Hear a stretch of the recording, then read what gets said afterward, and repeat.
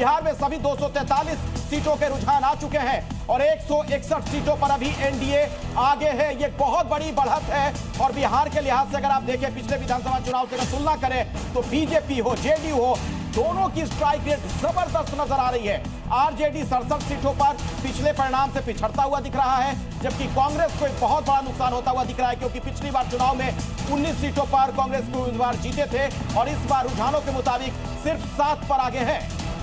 एक बार जल्दी से आपको इस वक्त कंप्लीट रुझान आपको बता देते हैं। ये देखिए आपके सामने स्पेशल ग्राफिक्स हमारी टीम ने तैयार की है।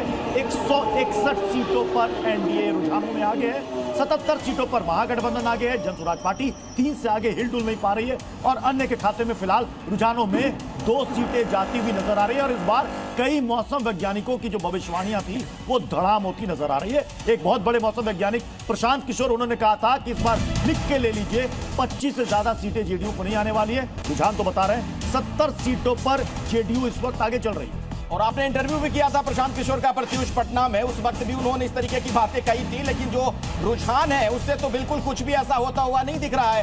कांग्रेस के शशांक शेखर इस वक्त आगे चल रहे हैं। एक और बड़ा अपडेट आपको दे दें, लगातार अलग अलग सीटों से जो जानकारियां मिल रही है, पटना साहिब से कांग्रेस फिलहाल आगे चल रही है। कांग्रेस के शशांक शेखर वहां से लगातार बढ़त बनाए हुए हैं। पटना साहिब से एक बड़ा अपडेट, कांग्रेस के उम्मीदवार आगे चल रहे हैं और बीजेपी इस वक्त 160 सीटों पर आगे चल रही है। कांग्रेस और आरजेडी की बात की जाए तो सिर्फ 78 सीटों पर महागठबंधन के उम्मीदवार आगे हैं, यानी पिछले चुनाव से भी खराब प्रदर्शन कहा जा सकता है।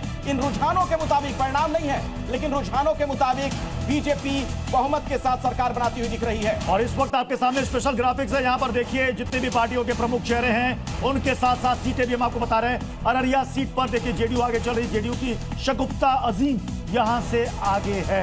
अररिया सीट की ये जानकारी हम आपको दे रहे हैं। इसके अलावा जल्दी से सीतामढ़ी की भी हम बात कर लेते हैं। हाजीपुर में देखिए बीजेपी के उम्मीदवार आगे चल रहे, सीतामढ़ी के रून्नी सैदपुर विधानसभा से जेडीयू प्रत्याशी पंकज मिश्रा 2300 वोटों से आगे हैं इस वक्त। और इसके अलावा आपको बता देते हैं पटना साहिब के बारे में हमने कहा, शशांक शेखर इस वक्त आगे हैं। एनडीए के प्रत्याशी रत्नेश कुमार यहां से पिछड़ गए। मुजफ्फरपुर जिले के औराई विधानसभा क्षेत्र में बीजेपी के प्रत्याशी राम निषाद 9329 वोटों से आगे चल रहे हैं। अखिलेश बिल्कुल, और वैशाली से भी अपडेट देते हैं दर्शकों को। विधानसभा क्षेत्र हाजीपुर, वहां पर जानकारी यह मिल रही है बीजेपी उम्मीदवार लाखेंद्र रोशन अभी आगे हैं, हालांकि मार्जिन बहुत कम है, सिर्फ 165 वोटों से वो आगे हैं।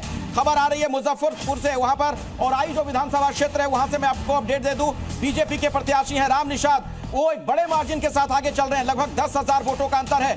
सीतामढ़ी से जानकारी आ रही है, रून्नी सैदपुर विधानसभा से जेडीयू प्रत्याशी पंकज मिश्रा 2300 वोटों से आगे चल रहे हैं।